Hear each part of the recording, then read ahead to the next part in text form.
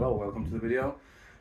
We are going to collect a Discovery 2. We haven't had one for a while, we couldn't find anything. We've now found one, not very well as you can hear, but we're going to collect this Discovery 2. It was for sale on eBay. It was for 1750, got bidded up to around 2,800 quid. The buyer didn't turn up apparently, so it went back on. I messaged him, says I'll give you 1,500 quid for it. He went, sold again for 1750. And then he messaged me and says the buyer hasn't turned up. Don't know whether the buyer didn't turn up or whether they did turn up, and I saw that there was 5 chips in the screen and it did need a lot doing to it compared to what the advert said. The advert did say it got a chip in the screen but not 5. He didn't mention that the bumper had been rebuilt with a steel bit on the corner, the air suspension was dropping. There's quite a lot that the advert didn't mention. But we said we'd give him £1,500, we got there, we give him £1,500. So here's the video of us fetching it and what we've got. When we get back, we'll have a quick look over it and we'll do some videos on fixing it and getting it back on the road later on.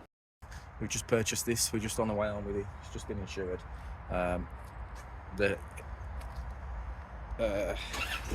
that's gone down, but it does come back up on the suspension. But we're going to do a quick video when we get home, about 40 minutes away, and when we get back we'll do a video on what's the matter with it and what we can see straight off the bat, and you'll see what we see for the very first time.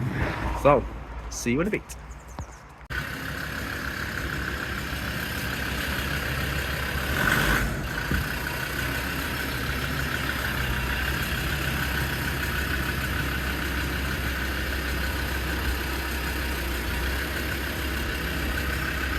So we've finally got it back. It was fine down the motorway, no issues, no problem, it drives well. We did have the ABS light and hill descent control light, and that stuff come on when we was driving. Seller didn't tell us about that. I'm not sure whether he knew about it because it has been drove for a while, but that didn't come on. That did come on. That did come on while it was being driven. But other than that, it drove well and it drove nice. Like I said, the suspension dropped as we was taking it away, and then when we stopped to pull over to sort the insurance out when we got out the gates, it dropped again.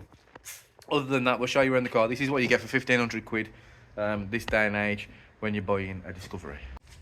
So it's a 2002 silver and it's done 175,000 miles. We wouldn't normally buy one with this sort of mileage on it, but they're getting few and far between now. Harder and harder to find anything under 2.5 grand that hasn't been off-roaded and had steel bumpers put on it and lifted and looks like an absolute shed.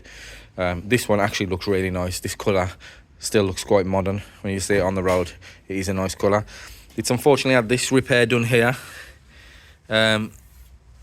which is steel.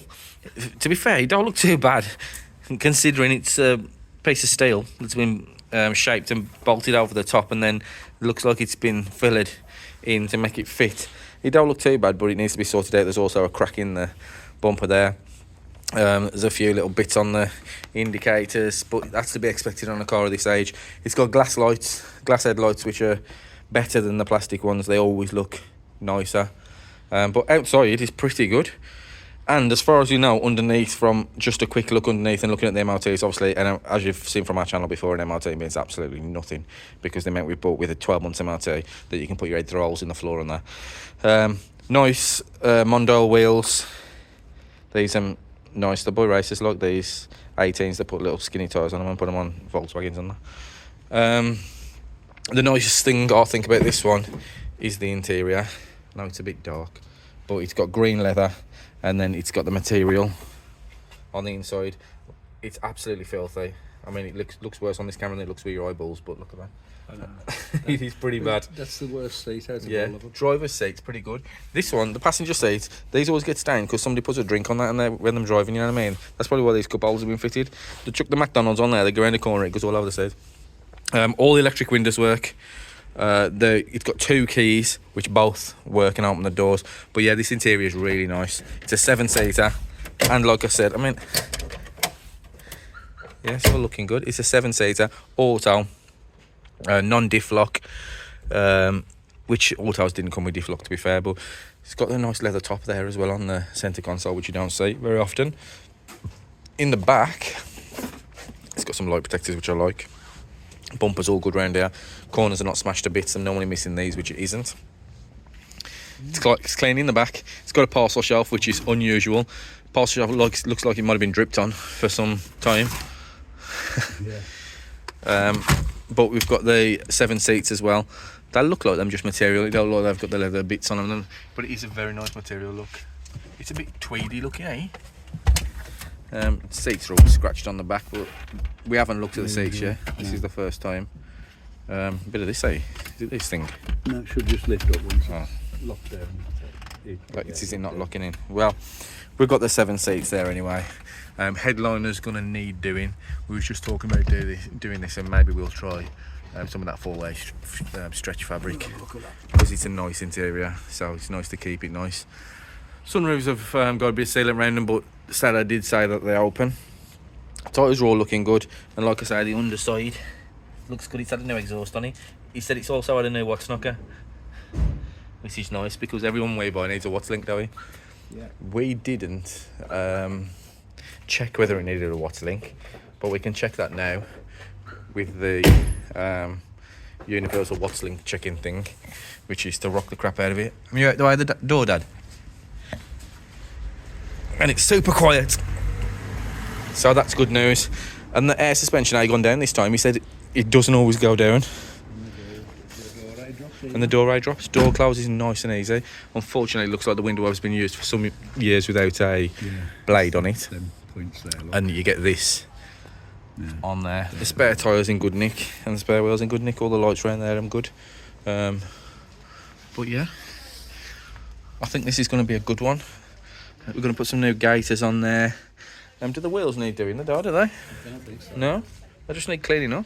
So just a clean on the wheels as well. Stereo works. I don't know what we got in. Is there any service history in that book or anything? I don't know.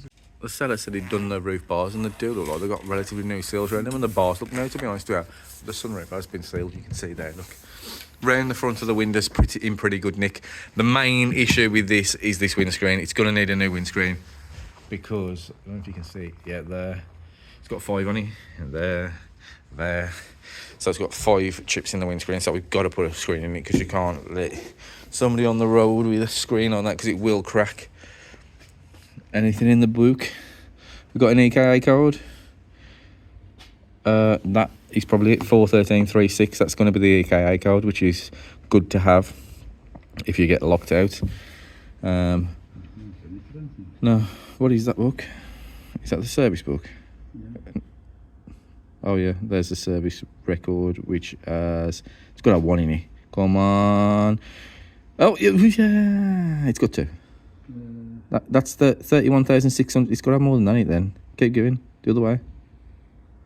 Oh yeah. 47,000 miles. So it add up to 47,000 miles. So it's only done 130,000 miles since that service. But I'm sure it would have had services in between that have been recorded. Mirrors fold in. It's not a super high spec. The sunroofs have got the winders on them rather than electric, but the windows are electric. The seats manually operated. So stick with us. On the logbook, TD5 Adventurer. So that's the specification of this car, which is really nice, and I really love the interior of this one. So stick with us, and we're going to start doing some videos, because I think it's been over a month since we put anything on. Just because we've been struggling to find anything that we can use on the channel, Land Rover wise. There is going to be some more stuff on the camper. I bought a battery for it, but it looks like it'll power the lights on the Eiffel Tower. I think it might be a bit big. Leisure battery, a lithium one, so we're going to be doing that on there. And we've got the horn working. We just got MOT, then we'll do some more stuff on that. There is a big video coming up with all the welding that we've done on there. But this video, or these videos, will be coming out a bit more regularly on this with what we're doing. Hopefully the underside isn't too bad, but we're going to get it up on the lift and show you, do a full video on the underside. Have a smack at it with the MRT's Oma and see where we go. So please like and subscribe. It helps the channel grow. See you soon.